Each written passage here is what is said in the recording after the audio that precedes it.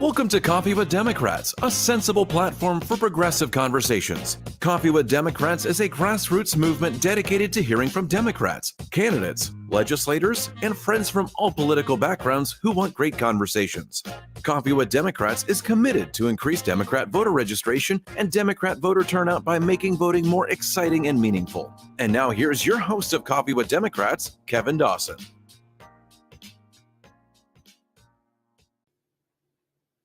Good morning and welcome to Coffee with Democrats. My name is Kevin Dawson, co-founder of Coffee with Democrats. It is my pleasure to introduce this morning Chair of the Oklahoma Democratic Party, Alicia Andrews, Henry Gray, and former Chief of the Osage, Jim Gray.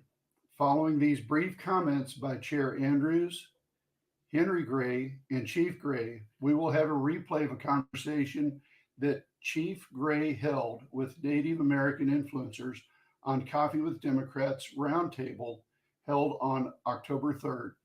We hope you will enjoy this conversation and thank you for supporting Coffee with Democrats.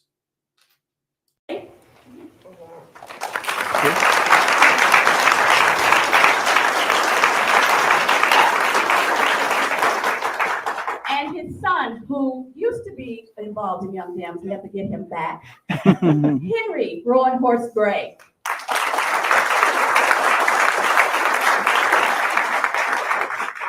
Who braved crazy traffic to be here. So I wanted to, is there somebody who can help me? On that ledge, there is a manila folder. Can someone meet me halfway and bring me that?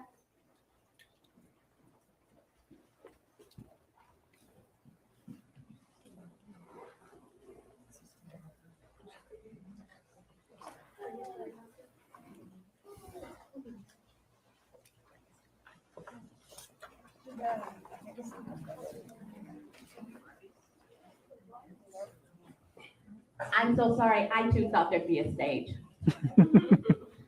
Okay, so I need to start out before we do anything else and do a land use acknowledgement.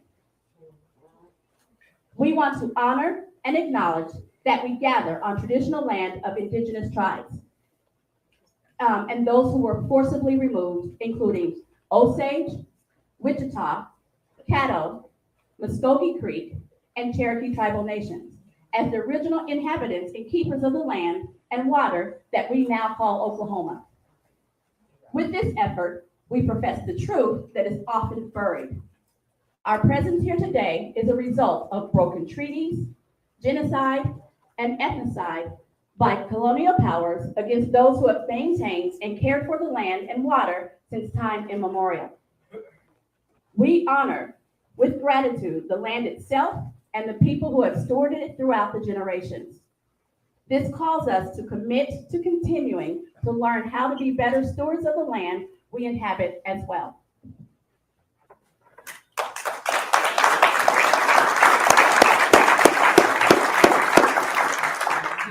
So before I bring former Chief Gray up, I want to say he served as chief between 2002 and 2010. At the time he was elected to the position, he was the youngest chief in modern history. Chief Gray did a great deal for the Osage tribal members. When elected, 75% of Osage people were not considered members of the tribe. The chief fought this, and in 2004, President Bush signed into law the full recognition of Osage tribal sovereignty. Y'all can clap.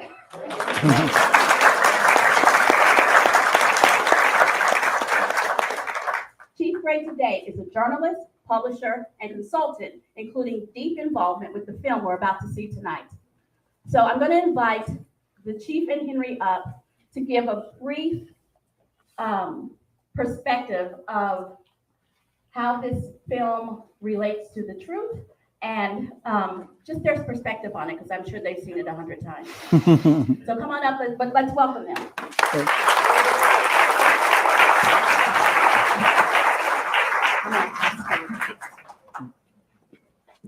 I'm gonna go first. Hoi, Jajek, Ombre, Kawaku. It's good to see you all here, to be a part of this experience, and to begin to understand our story that is your story as well. This movie means a lot to me. It tells a story that is uncomfortable and difficult, not just for my family, but for all Wajaji, all Osage. When you watch this movie, please think about the phrase, "This is not America." I hear it after every tragedy. I think you should think about that phrase. We have a history and a legacy we have to confront, and this is the beginning right here. Thank you.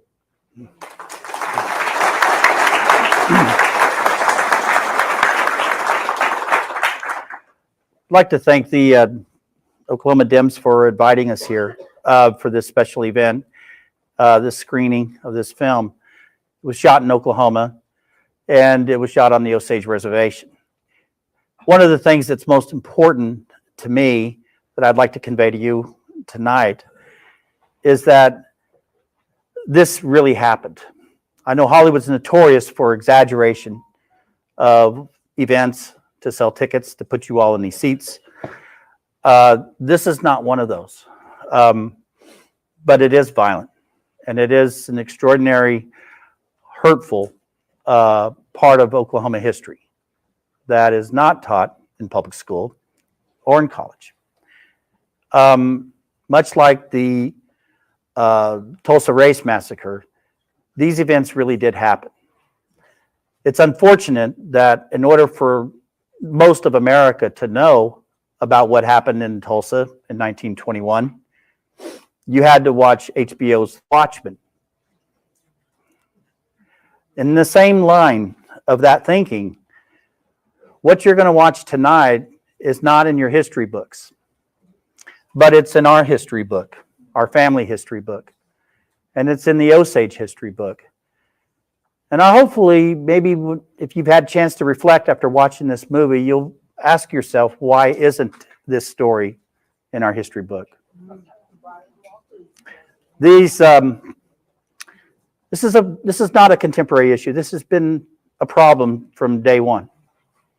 We've always struggled with the historic injustices in our past.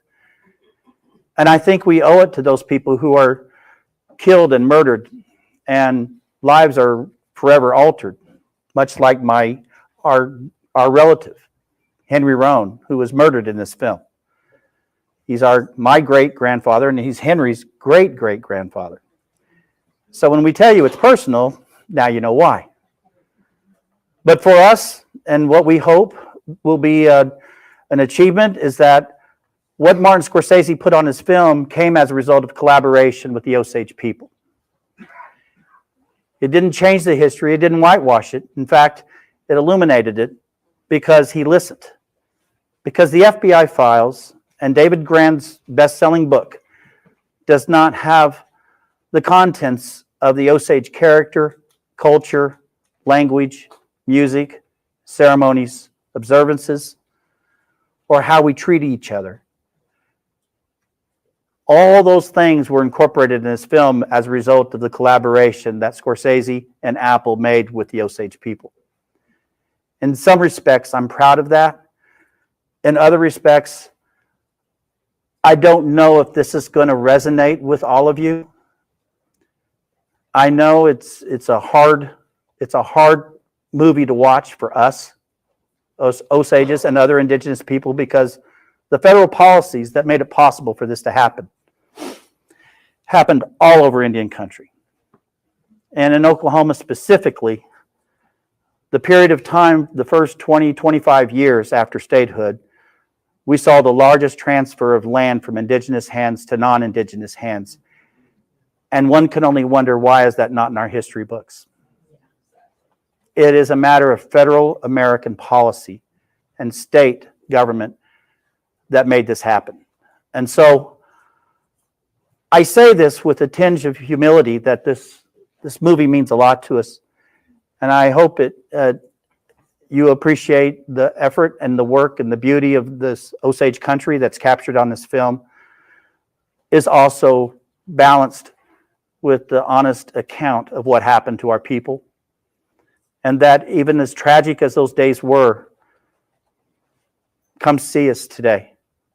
We're a completely different tribe. We're stronger. We have built institutions of our people's government that rival anything here in Oklahoma. And we're a partner. And we work hard. And we put a lot of people to work. And we're a good corporate citizen to the community. And despite what the governor may think, we know who our friends are. And a lot of them are in this room. So thank you very much.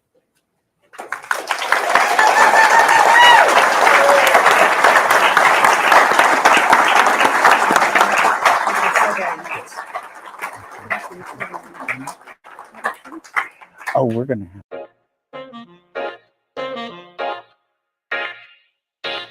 Welcome to Coffee with Democrats, a sensible platform for progressive conversations. Coffee with Democrats is a grassroots movement dedicated to hearing from Democrats, candidates, legislators, and friends from all political backgrounds who want great conversations.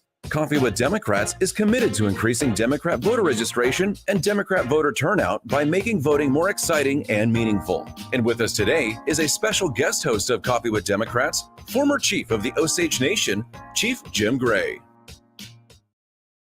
Good morning. We are here today on Coffee with Democrats. And a special guest today, guest host for Coffee with Democrats, is the former chief of the Osage Nation, Jim Gray. We also have Walter Lamar. Walter Lamar is a former FBI agent. He's been recognized highly within the FBI and within the law enforcement community with his work with both what took place down in Waco during the Branch Davidian siege, as well as the Oklahoma bombing. He's been highly decorated within the FBI and commended for that. We also are expecting guests with Michael Anderson. He is an attorney who specializes in Indian Nation law. He is going to be a great participant today. He did graduate from Columbia University, and he's highly respected within the Native American and First Americans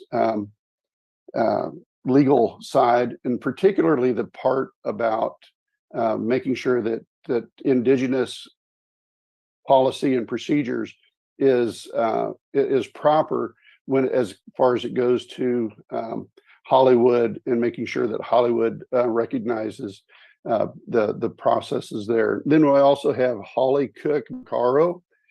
She is a very highly respected person within both politics as well as within the Native American nation. She is an advocate that is very helpful So we're looking forward to having her come on this morning. She is also she's been an activist with the Democratic Party.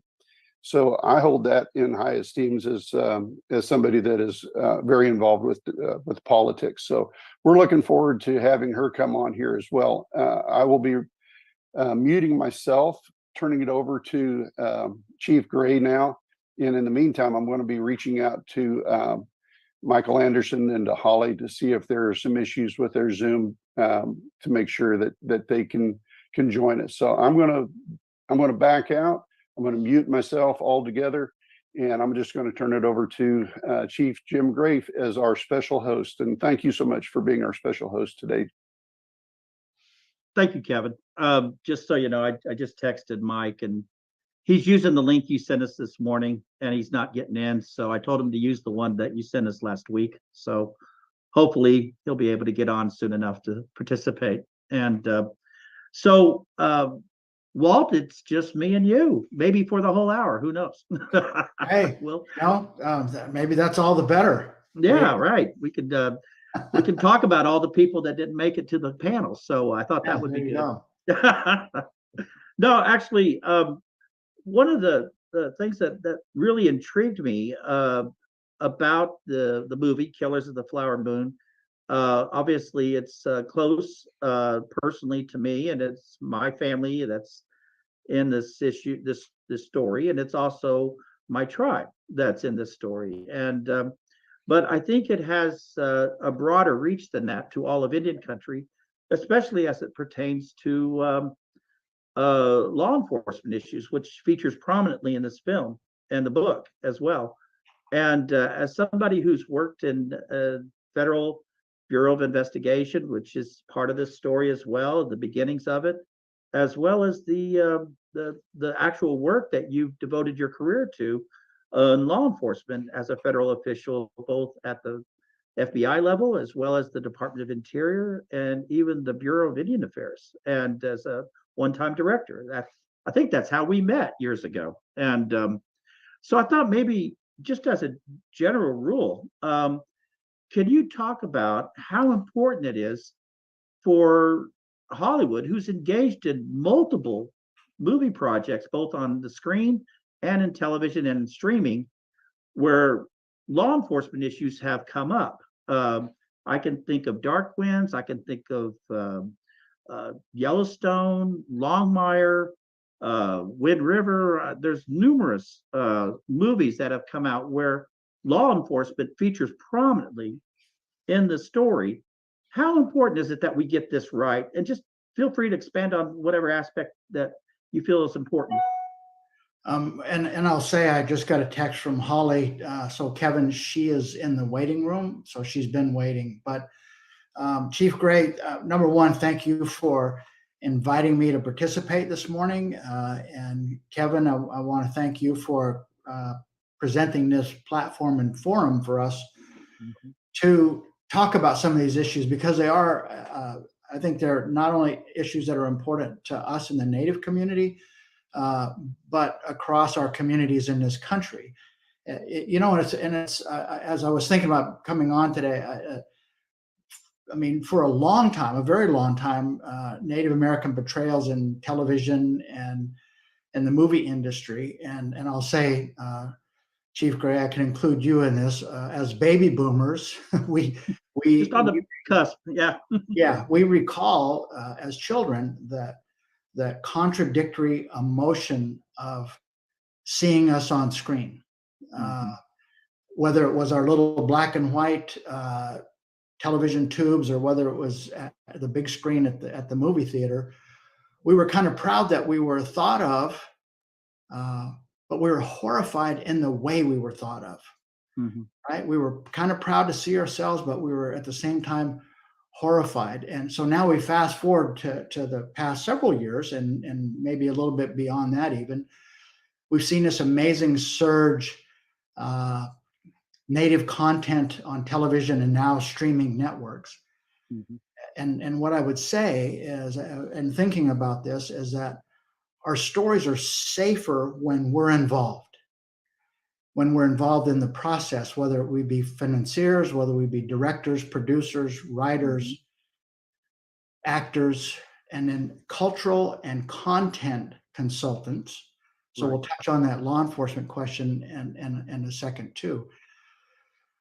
But with this amazing surge and the importance of us being, and I don't say us, I say the industry being right about what the content is. I mean, you know, if a story revolves around heart implant surgery, they're going to have absolutely going to have a consultant that's going to run them through and make sure that they're a consultant to talk about heart implants. Mm-hmm. But when you want to get it right. So if you're producing a movie that has or a TV series that includes native content, absolutely, it's a bit more complicated than the one consultant scenario. And you think about our cultural diversity, our geographic, demographic diversity, the complexities of sovereignty, the government to government relationships, that roller coaster of federal policy. Then when you're asking about the criminal justice systems, I mean, it's laced with jurisdictional nuance. And when we are not part of that entire process, you know, and days gone by that when we were portrayed, it's just as I said, it was in a horrifying ways oftentimes, and it gradually progressed to the point where when we're portrayed, they're missing it still by a mile, right? And now as we're moving into present day, they're missing it more like by feet, but they're still missing it. And they're still missing it because oftentimes their thought is, well, if we've got a native consultant, then that person can cover the gamut of everything that we're going to be presenting, whether it be cultural, whether it be law enforcement, whether it have to do with our communities and our languages. They expect that now they've got that one native person there, they can check the box. Mm-hmm. That's absolutely not true. And when I've watched these television shows, and there are things that I'm gonna see that, you know, a lot of folks don't, because it's the law enforcement part. But we want authenticity and accuracy. We want this to be right, because this is our opportunity to make damn sure that our story is told correctly. Right. To do that, the industry has to recognize that you don't get on the phone and call up one native and have them show up and now you've checked the box and you've covered it. Yeah. It's much more than that. And when you brought up earlier about Killers of the Flower Moon, well, was it 2020 or 2021 when the announcement first came out that the movie was going to be made? Right. And somebody called me and asked me, well, what's my thought about it? Because of it's about the birth of the FBI. Mm-hmm. Well, I mean, immediately I said, well, the FBI genesis should only be an interesting factoid as part of this. Right. I mean, you're going to tell the story of the Oklahoma City bombing. You're going to tell the story of the tragedy. Mm-hmm. And then you're going to have as the side story, the investigation and talking about the investigation.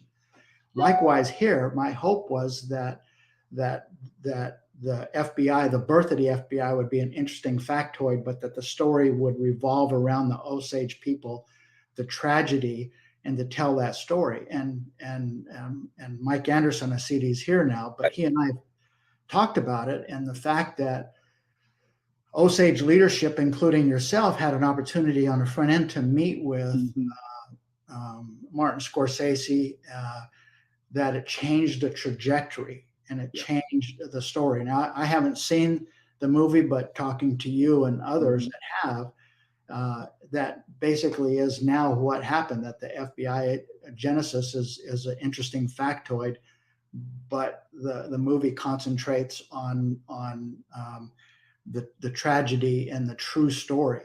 And so I'll just add one more thing to this, but I feel like the movie is concentrated there, but the commentary surrounding the movie, and that it's our responsibility to address, is the fact that this there with the Osage people was as tragic and as horrific as it could be, but the same story is across our communities, across Absolutely. Indian That's country, right. whether it be precious metals, whether it be timber, water, uranium, coal, Mhm. you know, natural gas, even grazing leases and farm Agriculture. Yeah, easements. absolutely.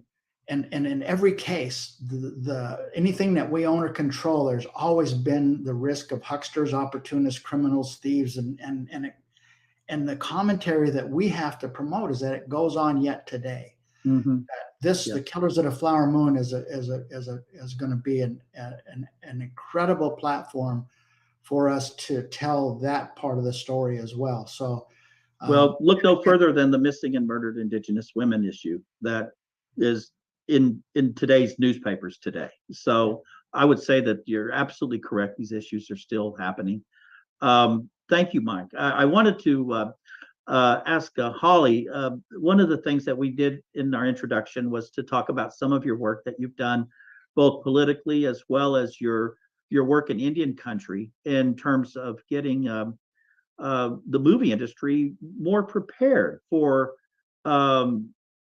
taking on Indigenous content, because that seems to be the topic of interest at this point. We're seeing a surge in of content coming out in all platforms, movies, television, streaming services, and there's a real ripe opportunity for Indian country to engage in a equal basis, in a way that maybe we haven't been in the past.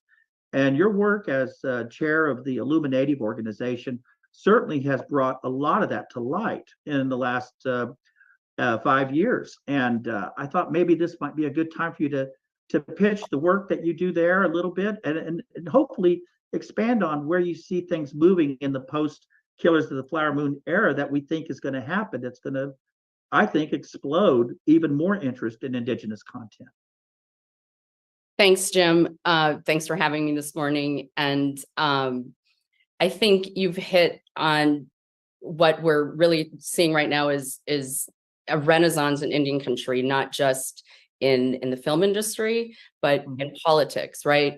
All of us, I see, Walt Lamar, Michael Anderson, we've all worked in the political space for so long, and coming at it from different perspectives and roles. Michael and I were in the Clinton administration together, and I look back then and on how different things were. We used to get so excited when the president would include Native Americans when he listed off communities of color, and we expect so much more now, and rightfully so. This renaissance, I think, in terms of politics and visibility and all of that, I think, we are seeing in much more accurate portrayals in the film industry. And my work at Illuminative is as chair of the board, right? Crystal Echohawk is the founder and the real visionary behind the work at Illuminative, and along with a really tremendous team there. And that work and the identifying, I always say that Crystal saw a space that needed to be filled, right? And Illuminative provides, I think, both social media content, which is so important in driving a message, in pushing a narrative, or calling something out. And she does it in a very nimble way. The team at Illuminative is very responsive, from things like Rick Santorum's inappropriate comments to things like, helping get over the finish line the changing of the name of the Washington professional football team. All of those things, they were team efforts, but the amplification of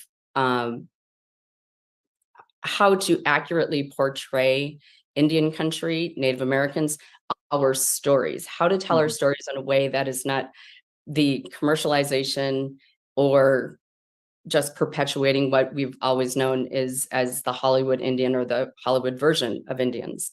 And that work over the last, I think we just crossed the 5-year mark at Illuminative. I think all of that in conjunction with so many people who've done this work for so long, right? We all stand on their shoulders. We are approaching a time, and as we see Killers of the Flower Moon, I'm actually in New York City today, and I saw this huge billboard, and it's Leonardo DiCaprio, Robert De Niro, and Lily Gladstone. And it brought tears to my eyes to think this, it's so incredible to see. It's And, moving, isn't it? Yeah. it really, it's surprisingly emotional when you see that. It's such a big deal to us, and really it marks a place, I think, in time and history. And I think we're on the brink of seeing hopefully another momentous time in history as we move towards award season. But all of that, it's this renaissance in Indian country. I think the electoral politics, the rise of the influence and power of Indian country, and the voice of Indian country politics and media, and in film, where it's a remarkable time. Well, thank you. I wanted to say a few words about Yancey's inability to come on to this podcast. He called me last night, and he was terribly sorry that he wasn't going to be able to participate. And I know some of you who have followed his sudden rise to stardom with his participation in this film was even echoed even in the most recent final episode of Reservation Dogs, which I hope we have time to talk a little bit about as well. But here's where I think if Yancey was here, I wouldn't put him on the spot to ask him about his experience in the film, and certainly because of the ongoing strike with the actors, he has to, protect the solidarity of the group by not participating in any media, and I respect that and everything. I was happy to say, well, let's just talk about your record collection. I don't care. Just get on the call, But as it turned out, he had a project that he did want to talk about. And if it's all right with you, I'd like to say a few words about it. His dad, the late Charles Redcorn, was a historian, and throughout his entire life was a writer. He was he had an Ivy League education, and he came back home and worked and devoted his life to Indian country. And throughout his life, he sat down and talked to people, Osages, who had experienced the kind of tragedy that is documented in Killers of the Flower Moon. But in their cases, their stories were never investigated. What was happened to them speaks to the multiple number of unsolved cases that were uninvestigated during that period of time. And for the sake of those memories, he wrote a fictional novel in a way that told their stories without disclosing their names. But as I remember talking to him about it years ago when he wrote the book back in 2002, I said, why did you write it fiction? Everybody's doing a nonfiction version of this, and he says, I wanted to write it fiction so that I could tell the truth, if you get my meaning. The stories were completely taken from oral testimonies that he took down over the course of 30, 40 years of visiting with elders who had survived that period of time. And he captured it in a book called A Pipe for February. And it was so moving to be able to know that Yancey had auditioned and got the part to play Chief Bonnicastle in the movie and played the chief of the tribe. And during his engagement with the filmmakers, specifically Scorsese, they struck up a conversation about A Pipe for February. Scorsese wanted to see it, and he showed him the book, and he read it. And it wasn't too much longer after that, during the production, that he decided to add a scene to the film. And I'm going to break my tradition and just give you just a small spoiler. The opening scene in the book of A Pipe for February is the opening scene in Killers of the Flower Moon. And he acquired the rights to use that scene for the purpose of the film because the beginning of that scene was so moving. And even though it to the visitor just watching it in the film, watching it in the theater, who may not be Native American or Osage, they're going to see an opening scene that takes place 20, 25 years before the events of Killers of the Flower Moon. And my impression from that experience is to watch how the Osage elders at that particular period of time anticipated what changes were going to come. And they were trying to prepare their people, that next generation, that some of these old ways were going to have to evolve into embracing a new world. And we were going to have to walk in two worlds, and we were going to have to accept certain things. And that's the dynamic of A Pipe for February, is that push and pull of what do you hang on to? What do you adapt? What do you resist? What do you embrace? Who do you love? Who do you trust? All these things are wrapped up in this book. And I'm so excited about the fact that that part of that book is in this movie. And it just means a lot to me as an Osage and as somebody who grew to know and love and respect a dear elder who unfortunately won't be able to see this. And I know that if Yancey was here, he would be expressing these kind of sentiments as well, that this is such an important piece of book. And just recently, they did a second printing at the University of Oklahoma Press, where Martin Scorsese wrote the foreword to the reprint of the book, and David Grand wrote a back flap blurb promoting the book as well and encouraging people to read it. So that's my shameless plug for A Pipe for February. And now I want to go to Mike and say, after what we heard from Walt and what we've heard from Holly, there's a practical aspect that I think people have raised this question before, and you've actually dug into this area. Aside from your legendary career in Indian law world, you've branched out into doing some entertainment law and allowing tribes who may have an interest in this to help bankroll and finance. And what are the challenges that you see for tribes that are engaged in, maybe in order to really command that story, sometimes it's better to have an interest in that project. Can you talk a little bit about that? Yeah, great question. I've always interested in film, both the Renaissance in the 70s when you had Little Big Man and Outlaw Josie Wells and Soldier Blue, some of my favorite Native American films. But in 2016, I was part of featured in a documentary called Promised Land, which was about the struggle of the Duwamish tribe in Seattle to obtain federal recognition. And in talking to the producers and directors, I thought, wow, this is great that an independent film company can do a topic in film on a very specialized topic, like the Duwamish recognition. And since then, I've just seen a number of documentaries that are very specialized. They're in a niche market.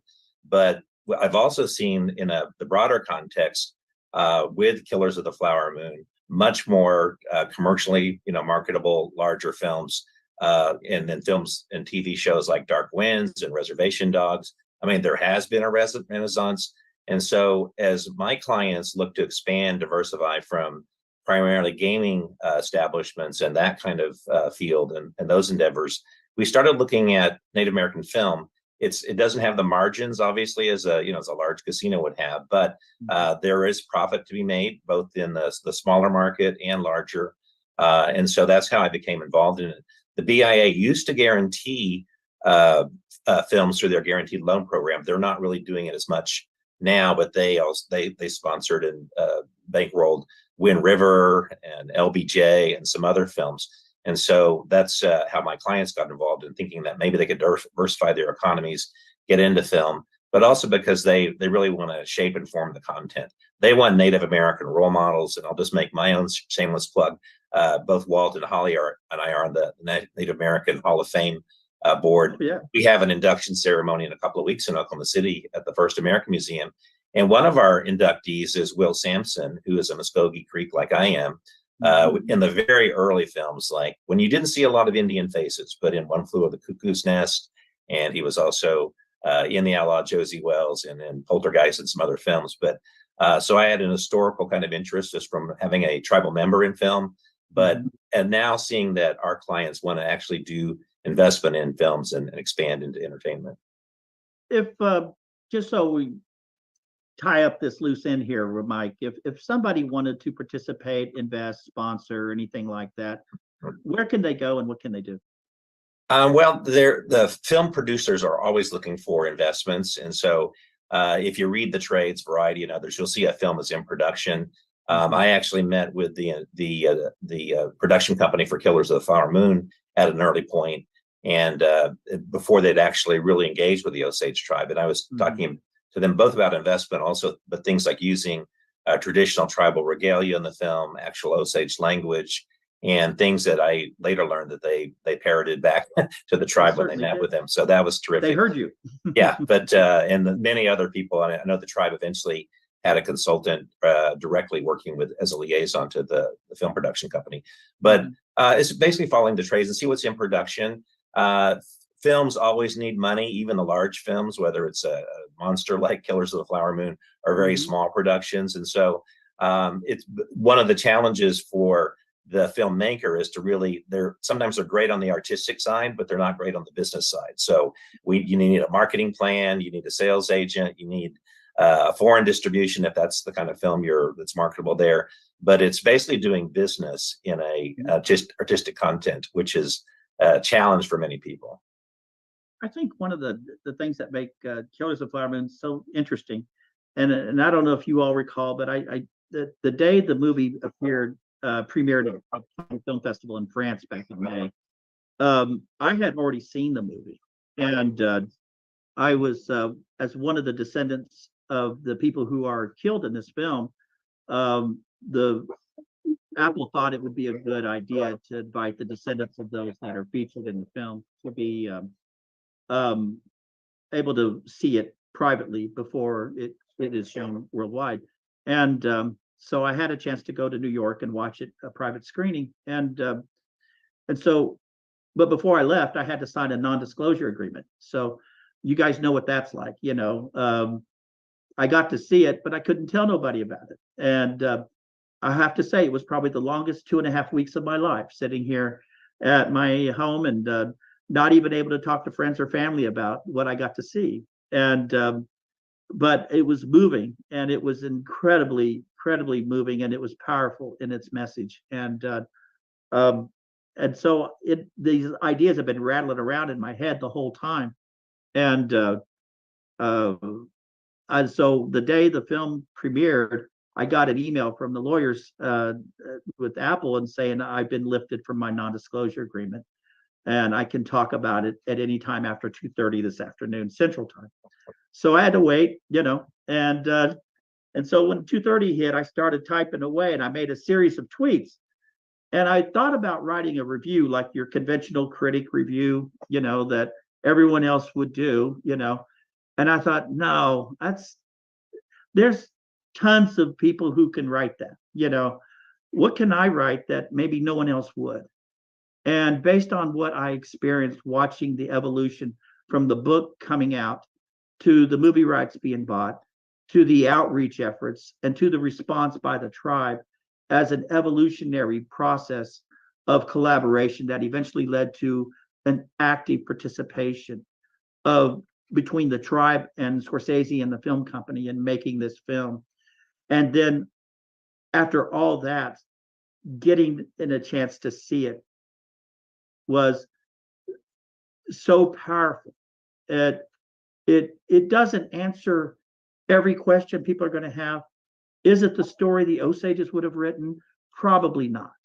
But for the purposes of this film being made in such a collaborative manner, it blew my mind looking at the amount of artistic creativity and genuine desire to get this story right by everybody who worked on the sets, to the people who worked in costume, to Robert De Niro's commitment to be able to speak Osage and do it in a convincing way was my biggest takeaways from that film. And so I wrote about all that in those tweets and saved very little to just talk about. I thought it was a great movie, you know, and I've never seen it like that because it didn't elevate the white savior narrative as the FBI coming in on the white horse saving the day.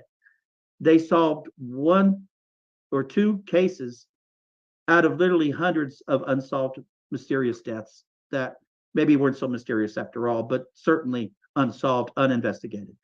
And so the viewer is left understanding that the resilience of the Osage people was really the thing that got us through that period of time.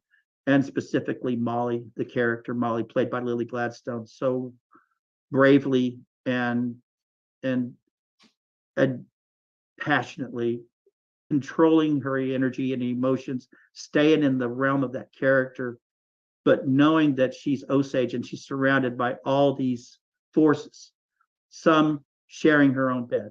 And it is just an incredible movie. I couldn't say enough things about how they interpreted that story and put it on the screen the way they did.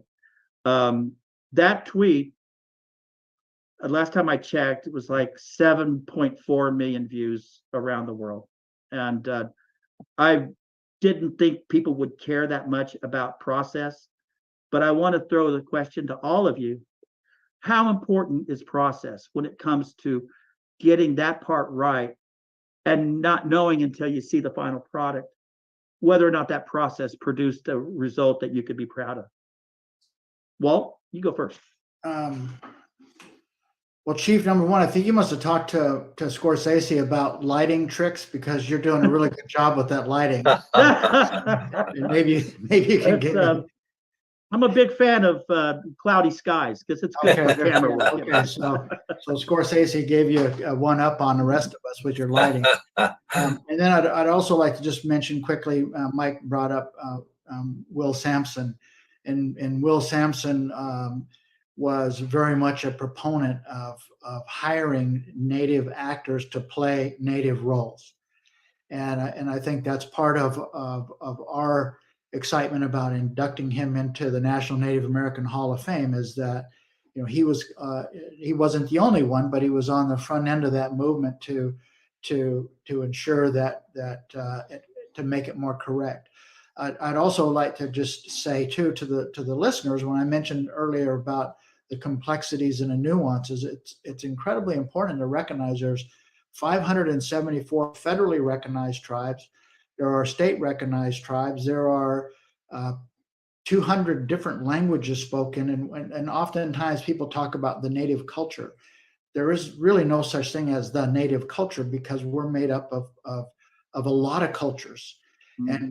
And I mentioned the diversity that we're all across the country. And hopefully the biggest takeaway from today's visit is that folks it'll pique their curiosity. They'll do a little more exploration and figure out who we are, that they'll grab a book and they'll pick it up and read a little bit more about who we are. And Oscar Hoke just came out with a book called Calling for a Blanket Dance. Mm-hmm. And for those folks in Oklahoma, it is tremendously insightful, because it takes you right to the Kiowa people, right to the Cherokee people, right to the essence and the heart of being multi-tribal, growing up in Oklahoma. And it's a wonderful way to gather that kind of insight. But please do take that time to think about who we truly are and what when we're talking about the movies and the industry. What we're talking about is that it's not just a singular story. Thank you. Holly? I'm so glad that you brought the question about process up, because we've seen the work. Bird Running Water was at Sundance for 20 years. He recently left. Adam Perrone is doing a terrific job there now. And the programs that they put together in terms of the labs and the fellowships to get natives on the other side of the camera as well, right? Mm-hmm. Which is so important. We have Jane Myers, who was just nominated for Emmys, who was on that side of the camera as the producer of Prey, and continues to have a number of projects out there. That process and having those voices and those eyes from the ground up are so important in making sure that this Renaissance time that I referred to only gets better. And so that process is getting people and teams, and not just as consultants, mm-hmm. but as writers, which we see, Sierra Teller Ornelas, who was the first woman Native American showrunner on Rutherford Falls. We see, as you referenced, just ended was a terrific 3 seasons for all of Indian country, and a lot of people in America, and watching Reservation Dogs, that mm-hmm. all of that, both sides of the camera are so important. Absolutely. That is a perfect example. If you want to look at the situation, like, how do we get it right? I mean, what is the optimum standard that we should be shooting for as an industry? I would say, in the movies, if you're going to have because not every movie's going to have a Martin Scorsese directed, and it's not going to have these A-list actors like DiCaprio and De Niro and Gladstone come in and carry the weight of the film based on their star status. You may have smaller projects that may involve other tribes, but if nothing, you can learn that there's a process here of getting that part right. Even if you're not a Scorsese, you can follow Scorsese's process and producing a film that actually is respectful of the tribe you're telling the story about, or the indigenous people you're telling the story about. Mike, I got to throw you a reservation dogs question, brother, because this one hits real close to home, and I just wondered if you could speak to how you feel like the Muskogee Creek people have embraced this story, how they've engaged in it in terms of feeling a sense of pride. That scene in the jail where Lily Gladstone plays Hodke, and she's talking to Willie Jack about drawing upon the strength of her ancestors to get her through the troubling times that she was going through. It was such a powerful, moving moment in the entire series. It's left an indelible mark on my psyche, because it spoke to me. I literally wept watching that scene. Can you talk a little bit about it, Mike? Yeah, I mean, the community has completely embraced that film. I think half my relatives have been in it. There were one of my aunts was in one of the singing scenes. But yeah, I think they captured the community life from death, healing, kinship, and all the themes that they really kind of rememorialized in the last episode. And the community has completely embraced it. The scenes. What I was concerned about is, would this resonate, globally or nationally with other reservations? And it has, because I think the stories are so familiar. I wasn't sure the Indian humor would translate, but it translated very well. Yeah. What I'm proud about too is that they had a Native American writers' room. Some of the guys from the 1491s, like Ryan Redcorn and Dallas Goldtooth, are in there, and I think that makes a difference. The authenticity when you try to. I think about the dark old days 30 years ago when Pocahontas came out, and you clearly did not have a native imprint on that. The difference between the res dogs, and I think after Killers of the Flower Moon, I think there's going to be a continued evolution marketplace for native films. Holly mentioned the Sundance Institute. I know she's involved with them, and that's a great place when you talk about process. It's great to have written content and actors, but in the end, it comes down to financing and producing films.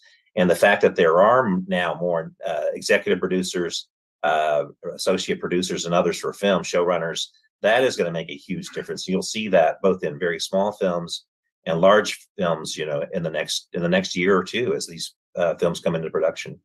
I think one of the things I really admired about the way Sterling Harjo handled this entire 3-year run was that, you see it in other communities, you see it in our own community sometimes, where somebody achieves a certain level of fame, they pull the ladder up, and he didn't do that.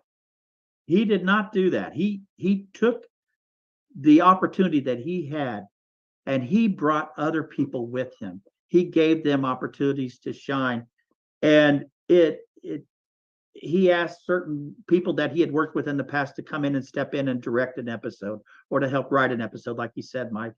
And so that there were multiple fingers all over this project that had different visions, different creative juices that were going into it, that made the story so fresh. Each one was so uniquely different from the other, even though there was a narrative to the whole story, especially this last season, because they were tying things up. But I just want to give a shout out to Sterling, because that was a choice he made. And it was such a smart choice, because like you said, Mike, we don't want this to be a one-off. We want this to be the beginning of a new renaissance of Indigenous filmmaking, both in front of the camera, behind the camera, and the content. Because what we discovered through both telling an accurate portrayal reflecting a historical event that happened in our past, like Killers of the Flower Moon, or telling a contemporary story about the lives of Indigenous people living today, with all the challenges and struggles that contemporary society has placed upon them and the unrealistic expectations that mainstream media has put on us. Yet we still find a way to have our own voice and have our own space to be able to tell this story from our point of view. I think it's just gonna, it gives me reason to hope that these are not the exceptions as they have been perceived today, but they're gonna be the rule going forward, I think. Holly, if you don't mind, I want to dig a little deeper in terms of a little bit about how important it is that we organize a pipeline of content for the industry, because you don't want them to just pick a consultant. You don't want them to just, do it as if it's a PR move. You want the original work to get the best attention from the industry that has the resources to make it real. And but the burden is on us too, right? We have to produce, we have to write scripts, we have to go into acting classes. We have, there's a TikTok video of a woman that's just going off on how come there's not an Osage playing the lead actress. Well, if we had an Osage that had, worked her way up like through the ranks like Lily did, maybe that argument would make sense. But Lily demonstrated the ability to channel her own Indigenous upbringing into this character. But it just speaks to the need for us to be able to do our part. Can you talk a little bit about the work that Illuminative does to help create that? Yes. Creating that pipeline, I think, puts and you said, we have that same responsibility to show up in spaces where we want to be represented and with those same kind of talents. And I think of it a little bit in terms of politics, right? Back in the day, I think, Michael, you remember there just weren't a lot of, for instance, Native Americans doing either, advocacy work. The entire lobbying industry was made up of non-natives that were representing tribes, but we hadn't had enough people in the pipeline, right, to serve in administrations, to get that sort of Hill experience and do all of that. And now I think, we have such a strong lobbying corps made up of Native Americans that represent tribes, and not necessarily, I'm Ojibwe, but represent a number of tribes that are not Ojibwe, just, the same as Michael. And that is the same thing in the film industry, right? We have to get people in the pipeline. So it's what Sundance does with the fellowship. Illuminative has had a fellowship program with Netflix and others to help get the resources and support. We certainly have the talent, right? And we as Indian people, we are storytellers at our core. And I always say, if we weren't able to laugh, we'd be crying at our own very situation in history. But which is, I think, why we have such a well-developed sense of humor in Indian country as well. So there's no lack of talent. What we do need is provide the opportunities for people to develop that talent. And, when you're an artist, you need those sort of resources to do the work, right? And that is that takes time. And I think we are seeing some of that. And as we see the Sierra Teller analysis, the Janish meetings, the writers, the opportunities that Sterling gave to Tazva Chavez, all of these folks who are so talented. And I see them leaving the ladder down behind them as well. And that, I think, is what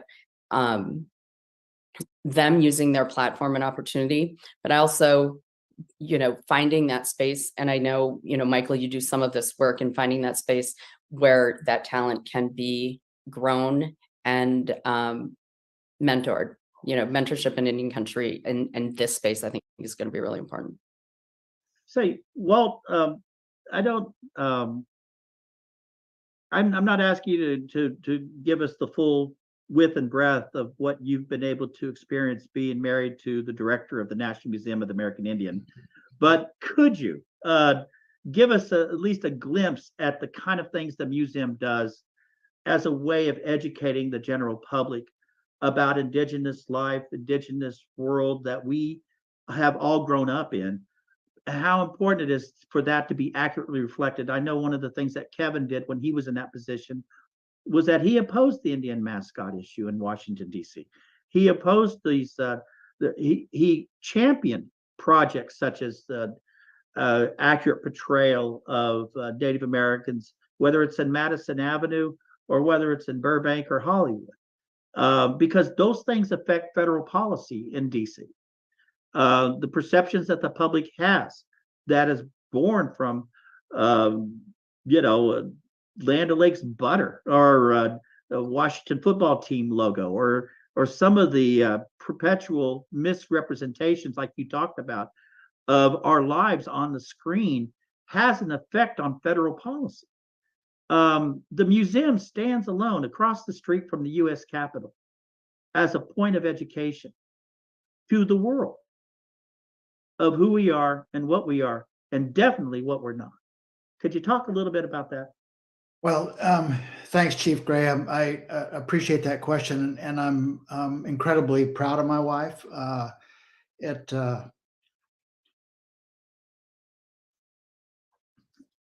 We just got back from, we just got back from Boston, and where she was inducted into the American Academy of Arts and Sciences. And we were sitting there and we're preparing to go to, I'm sorry for being so damn emotional, but It's all right. we were preparing to go to the induction ceremony. And she said, I'm not exactly sure how to act.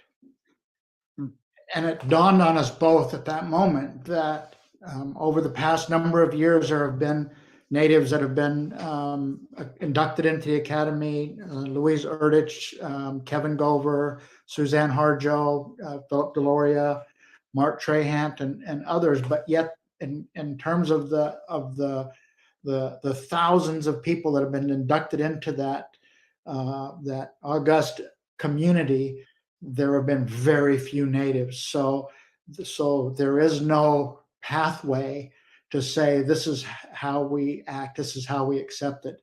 And to see her go across the stage, and followed right behind her was Glenn Close and John Lithgow was there. And I mean, it was, Wow. and the incredible minds that were inducted into the ceremony, and then to have this Native woman being recognized in that way, it's incredibly important. And the main thing that she knows and recognizes that it isn't about her, but it's about us. Mm-hmm. And just exactly what you said about making sure that the ladder is dropped down behind you. Just this weekend, she was profiled in the Washingtonian magazine as one of the powerful women of Washington, D.C., included with Joe Biden and Kamala Harris and others. And that's basically what her quote was to say that I'm gratified to be the first Native woman to lead a Smithsonian museum. And she said, I'm heartened to know that I won't be the last. And so, but the thing that the museum and what they're trying to do, and it's really important, because when the museum in 2004 was opened, Rick West took a different approach to it. And he took an approach to it to say, we are going to present our story from our perspective, from our words, and in our words. Well, it got poor reviews. It was like people didn't want to see that. They want to see the Disneyland Indians. They want to see the romanticized Indians. They want to see what they saw on television growing up. That they didn't want to see the story that we wanted to tell. Well, the museum was ahead of its time then, and then now that is the right story, the proper story. So her vision is, number one, is there's a 1 million piece collection of our belongings. It's not artifacts and not things. It's our Native belongings that are out at Suitland, Maryland, at the Cultural Resources Center. She wants to see that collection connected to the communities. And I'll tell you, I have a personal connection because I found my great grandmother's cradle board that's there in the Holy collection smokes. that Wow. carried my grandmother. It carried my grandmother.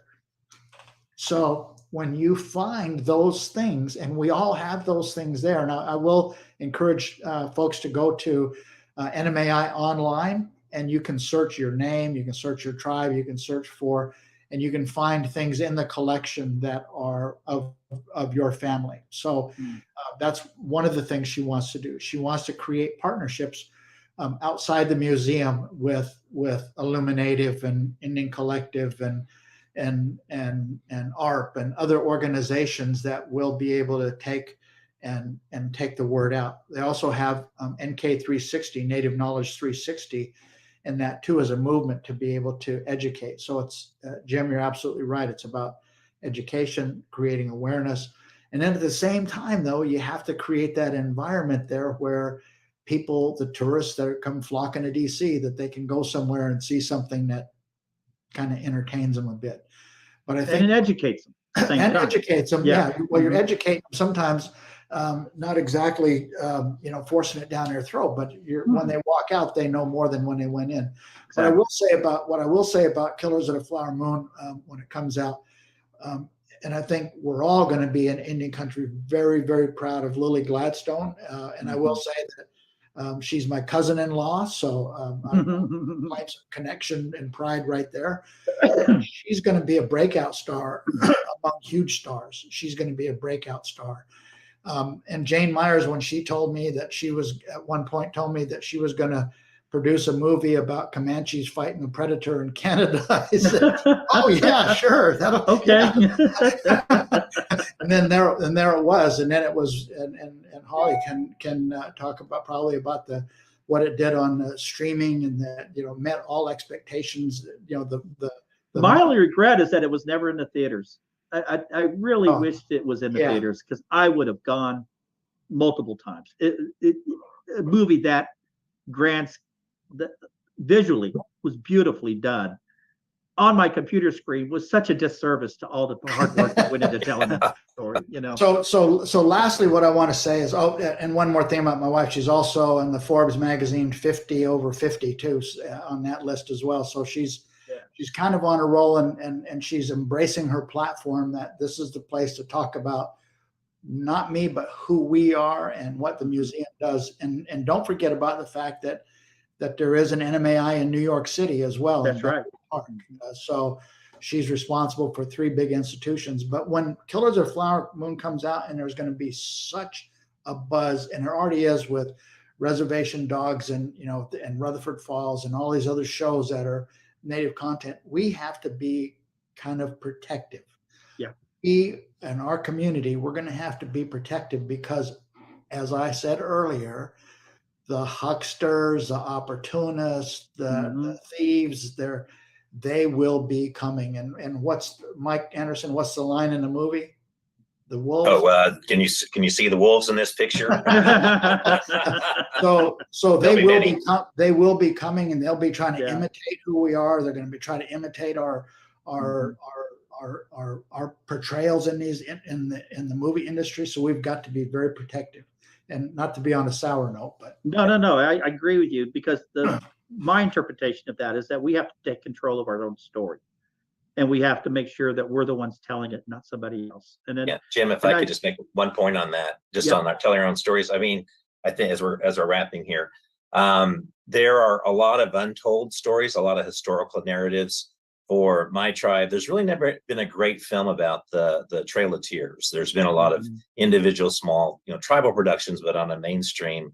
There's now been a recent great sports story like the Hominy Osage beating the New York Giants. Yeah. And, I saw a panel with Wes Studi, and he was talking about there hasn't been a great romantic comedy mainstream with Native Americans. He said, where is the Guess Who's Coming to Dinner for Native Americans? And I thought, hey, here's the title, Guess Who's Coming to Wild Onion Dinner? And we can have that. But I'd love to see a romantic comedy. And some of the investors I've talked to have asked for that. So I'm hopeful at some point we'll see one of those. That's encouraging.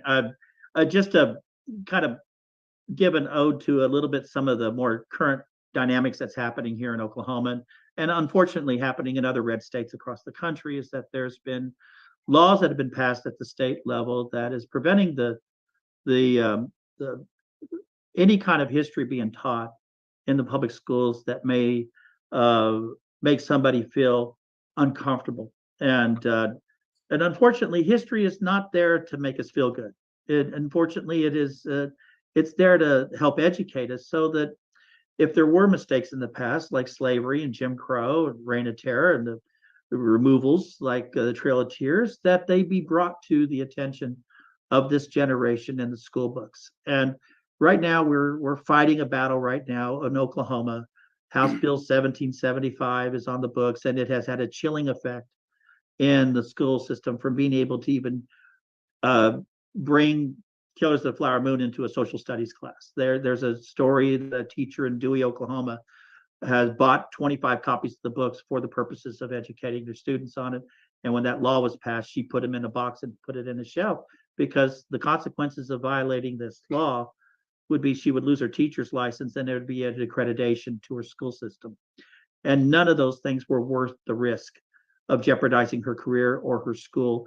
That would even further damage the school system's ability to teach kids. And if you all have a comment on that, that's fine. If not, I'm happy to wrap it up. But I just wanted to put that in there because this is a dynamic that's going on. The lieutenant governor attended the Cannes Film Festival to promote the fact that Oklahoma give tax credits for this film to be made in Oklahoma. And I just want you to know that I'm glad that the lieutenant governor was there. I really am glad, because he was promoting this film for an international audience to see. And when he came back to Oklahoma, a reporter from OSU TV, it's a NPR station based at Stillwater in OSU, Tulsa, KOSU, I think is what it's called, asked him, how is it possible you are promoting this film to be shown worldwide for everyone to see, while at the same time you're preventing the content of that story to be taught in public schools? You know, these are legitimate questions that are being discussed right now here in Oklahoma and in other red states where these laws are on the books. Any comments or questions, observations? Looks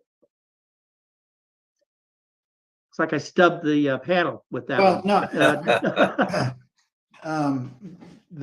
In the chat, there's a question, and it was asking us how we feel about Killers of the Flower Moon. There was a post-premiere press conference, and apparently Lily Gladstone said that the Osage grieved William Hale's incarceration and later death. And so the question is that revelation surprising? Well, part of William Hale's success in being able to establish himself in the Osage community is he learned to speak the Osage language. He became friends with Osages. He attended Osage gatherings and ceremonies. There's this great photo of one of our Ilonshka dances. It was kind of a panoramic view picture at the time in the 1920s. That is, part of it has deliberately been removed from the museum at the Osage Museum, because he's in that picture. And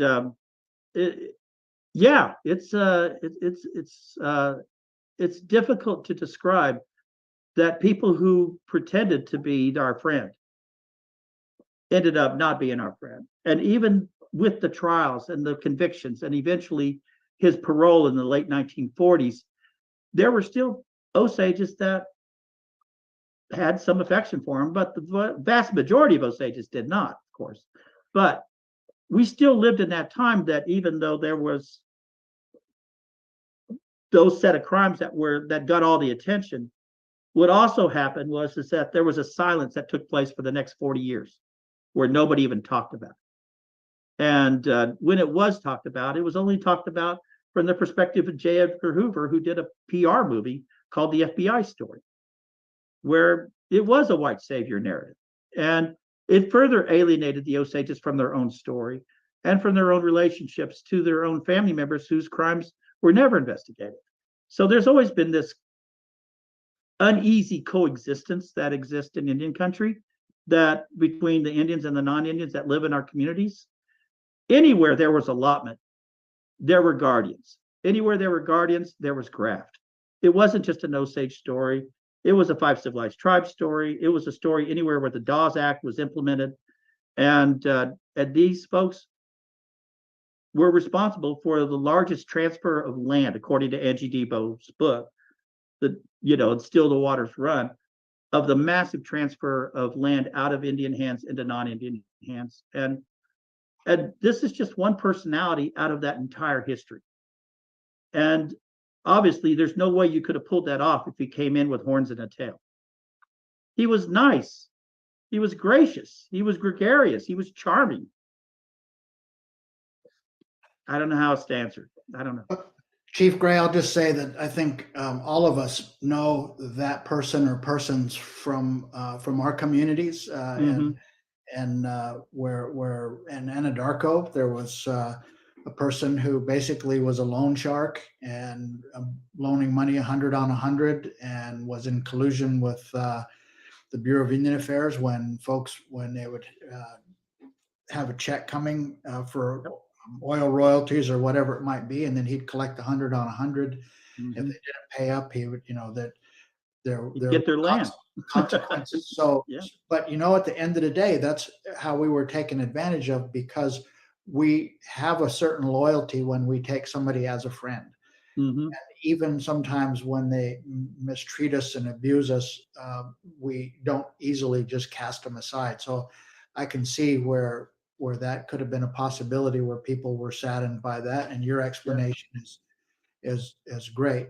There's also a question in the chat, and maybe you see it, Chief Gray, is asking about when you talked about walking in both lands or having two lives. How do you expound on that phrase? Well, I when I give a lot of talks, and I know we all do from time to time, people try to understand, well, why is it important that we carry these traditions with our people today? We live in 2023. Well, we owe it to those ancestors who really gave up just about everything in order for this generation to thrive. And whether it's as a result of the success in gaming that has given us the financial resources to reinvest in culture and language preservation, to acquire our homelands back, to invest that money into healthcare for our people. It's important to understand that those sacrifices and the dedicated servants of our people that represent our ancestors are largely responsible for the success that we're enjoying today. And we owe it to them. And even though we do live in a modern society with modern conveniences, I still believe that you can think and live and exist and succeed in this world, but you can do it with the heart of your indigenous people the whole time. And it makes you a better person. It makes you whole. And I think in a way, it gives you a sense of perspective that your goal in this life is to hopefully leave that woodpile a little higher than what you found it for that next generation. Those kids are growing up so that they will have the benefits that you had.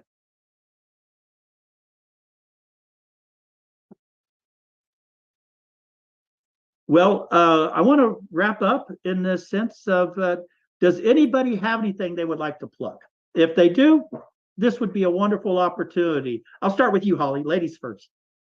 Anything I would like to plug? Yeah. Any project you're working on you'd like to share with the audience? Anything of that nature? Yes, I have been working very hard on the effort to free Leonard Peltier and advance his clemency petition and gain the attention of President Biden in either granting clemency or the support for his petition for compassionate release. I think we've reached a tipping point in terms of the number of members of the prosecution who have stepped forward. And I compare it to this, the Secret Service agent a couple of weeks ago who was profiled in the Washington Post. He rode on the car that President Kennedy was in when he was shot. He's 92 years old. He wanted to tell his story, and he spoke out for the first time, some of which differed from the Warren Commission rendering of that day. But I compare it because I think folks who are a part of these moments in history and they have this crisis of conscience and want to step forward, and everyone from the judge in Leonard's case to the U.S. attorney who handled the prosecution and appeal to the FBI agent in charge of the Minneapolis area office at the time have stepped forward and recognized that they couldn't prove that Leonard committed a crime on the Jumping Bull Ranch that day, have acknowledged the racism that was present and the atmosphere that was funded and created by the US government in Pine Ridge at that time, and the fact that 27 multinational corporations had filed for the mineral rights on Pine Ridge and in the Dakotas at that time. The background to this story is one that should be told, needs to be told, and a man has served nearly 49 years in prison. And right now, I always say I'm not relitigating this case. It's about justice. Yeah, thank you. Thank you. That was such an important cause that's on top of mind with a lot of people in the Indian community. And please give your husband our congratulations for receiving his, what was it, a Lifetime Achievement Award of some type? Yes.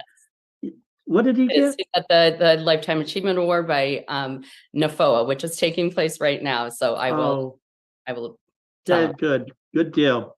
Mike, what are you working on? Yeah, well, I mentioned the National Native American Hall of Fame. Our gala, annual gala is Saturday. We have 6 inductees. Mark Trahan from Indian Country Today, Lameda Warjack was an AIM activist back in the day, Joe Dela Cruz, very well-known Quinault Tribal Chair, Richard Trudell, a lawyer that really initiated a lot of law careers, and Will Sampson from my tribe. So that is online. They have information if you want to go online, but that's the next project I'm working on. Excellent. Whoa, anything happen? Whoa?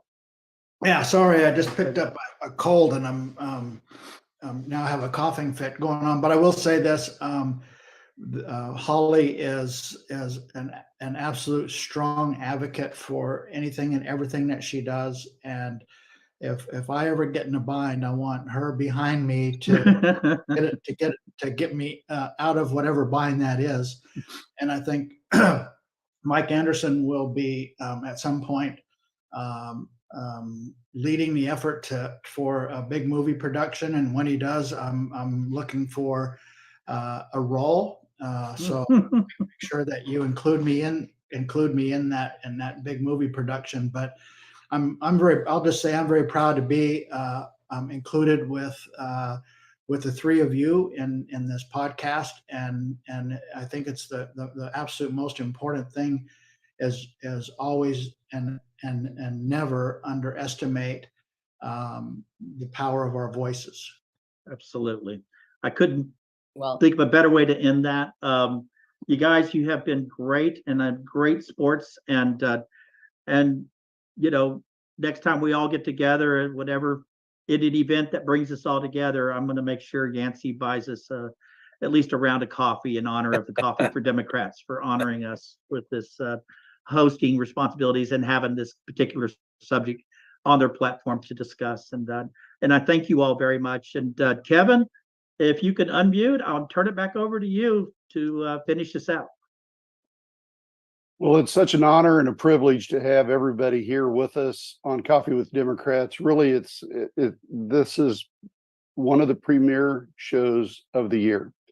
And I really want to thank everybody for taking your time to come on and be with Chief Gray today and talk about this. I wanted my whole goal was to not be seen during this entire broadcast. The only thing we're going to do is talk just a little bit about how we're going to rebroadcast this. We're going to rebroadcast it tonight at 8 p.m. We're going to rebroadcast it again on Thursday morning on the 5th at 10 a.m. and then Thursday evening at 8 p.m. and then we'll have it again Sunday at 8 p.m.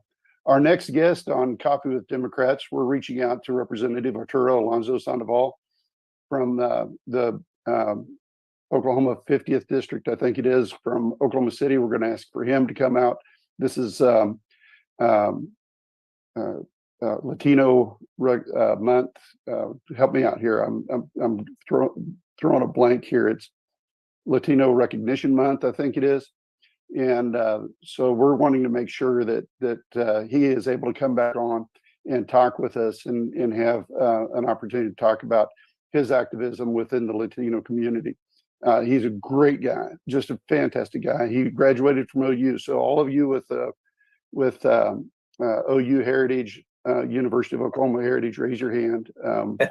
We're going to be well represented. He is an OU graduate with an architecture degree. So we're looking forward to having him come back on the 12th and talk to us. So it's Latino Heritage Month. I'm sorry. I drew a blank there. And again, don't mean any disrespect to anybody. I just, I'm a dumb old man. So thank you, everybody, for being on here. So again, thank you very much, everybody, for being gracious. Jim, you're a great host. And everybody for being. It was my first time, so I didn't know what was going to happen. So You're a natural at it. Yeah. Excellent job. Yes, we're thrilled, Thank you for having us. And if we can do this again sometime, if there's if we get closer to the 20th of October and we decide, hey, we got to do something else in recognition of K2FM or when Yancey is released, then from his Bondage. his bondage. Yeah, maybe we can do something else with him. But what a great show. I mean, this is fantastic. This has been another thrilling episode of Coffee with Democrats featuring our special guest host, Chief Jim Gray. We hope that you have enjoyed today's program, and we appreciate your continued support. We invite you to join us next time as we continue to open progressive conversations from all of our friends across the great state of Oklahoma and beyond. All right. Thank you, everybody. And I greatly appreciate everything. Thank you. See you guys. Thanks, Jim. Bye. Bye.